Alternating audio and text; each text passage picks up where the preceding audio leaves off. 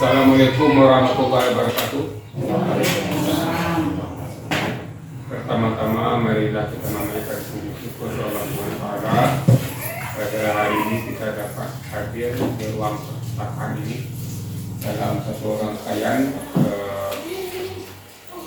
pemaparan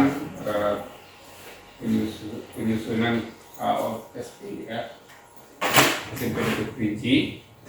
Baiklah, kami untuk tidak berpanjang mukadimahnya, kami sampaikan susunan acara pemaparan penyusunan kurikulum personal satuan pendidikan SMP Negeri Kerinci yang akan disampaikan oleh Bapak Kepala Didik Bapak Rudi dari SPD.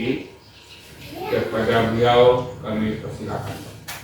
Baik, Bapak Ibu Majelis Guru, tidak perlu panjang mukadimah, tentu saja saya pada kesempatan hari ini akan memaparkan tentang KOSP. Jadi KOSP ini adalah panjangan dari kurikulum operasional satuan pendidikan yang sebelum ini pada kurikulum sebelumnya baik KTSP ataupun K13 itu dokumen 1 dan dokumen 2. Nah, jadi pada sekarang ini sudah berubah namanya menjadi KOSP kurikulum operasional satuan pendidikan. Jadi setelah sebelumnya kan ada standar isi, standar proses, standar penilaian, dan standar pendidik. Sehingga diterapkan dalam pemerintah ini ada salah satu kurikulum dan kemudian diturunkan menjadi visi misi dari sekolah. Visi misi dari sekolah ini kemudian nanti dibuatkan sebuah dokumen. Nama dokumennya ini tadi, kurikulum operasional satuan pendidikan. Untuk selanjutnya, apa-apa saja yang terdapat dalam kurikulum operasional satuan pendidikan itu lebih kurang sama dengan dokumen 1. Yang pertama, karakteristik satuan pendidikan. Yang kedua, pengorganisasian pembinaan satuan. Yang ketiga, ada rencana pembelajaran di dalamnya, yang tertuang di dalamnya. Yang keempat, pendampingan, evaluasi dan pengembangan profesional. 5, itu ada penutup, dan 6, terakhir lampiran.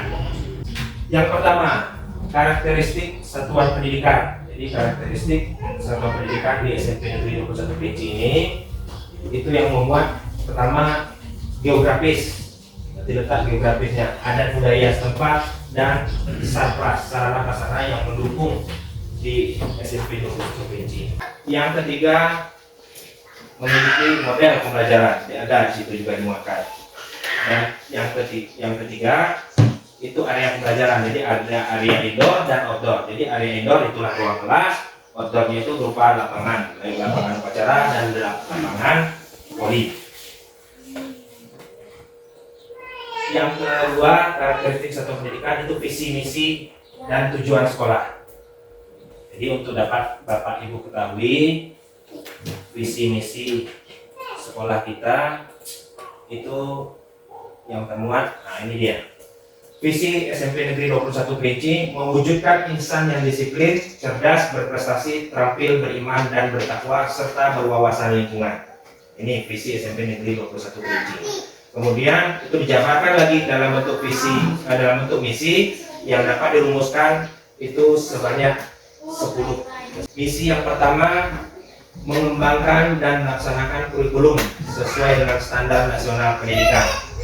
Di kurikulum standar nasional pendidikan, karena saat ini kita masih 2 kurikulum, ini kurikulum 2013 dan kurikulum Merdeka. Jadi kurikulum 2013 itu khusus kelas 9, sedangkan kurikulum Merdeka itu kelas 7 dan 8. Untuk tahun ajaran berikutnya, jadi sudah ditetapkan kita akan memakai kurikulum Merdeka, jadi kurikulum nasional. Kedua, menciptakan prestasi peserta didik dengan potensi yang dimiliki sehingga tercapainya pembelajaran berbasis Merdeka Belajar. Jadi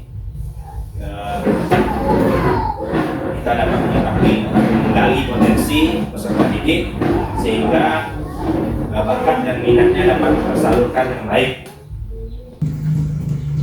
7. Terciptanya peserta didik yang menguasai ilmu pengetahuan dan teknologi.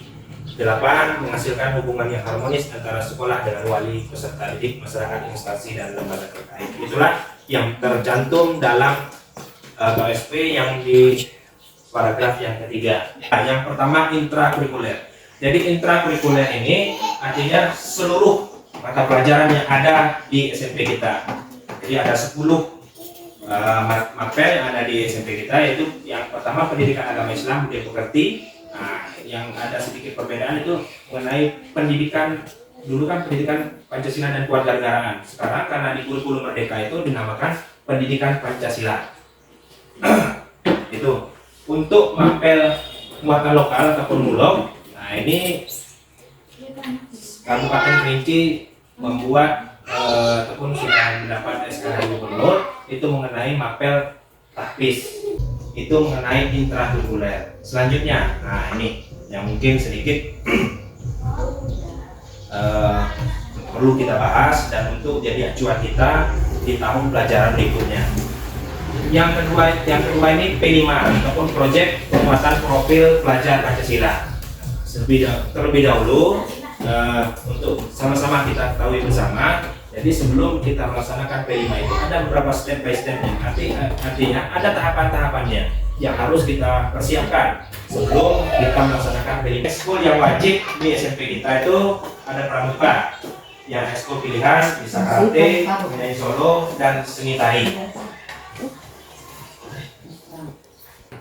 Di dalam modul aja tuh ada pula turunannya, ada ATP, CP, dan lain sebagainya. Untuk diketahui kan itu sebagai istilah-istilah. Jadi jangan sampai kita tidak mengetahui alur tujuan pembelajaran, capaian pembelajaran, dan sebagainya. Nah, yang keempat yang terdapat dalam KSP itu pendampingan, evaluasi, dan pengembangan profesional. Pendampingan yang bentuk pendampingannya coaching bagi guru pemula. Jadi ada kandidat yang baru, nah itu dapat melakukan semacam pelatihan kepada guru yang dinilai senior yang ditunjuk oleh kepala sekolah. Saya ucapkan terima kasih atas kesempatan, waktu yang diberikan.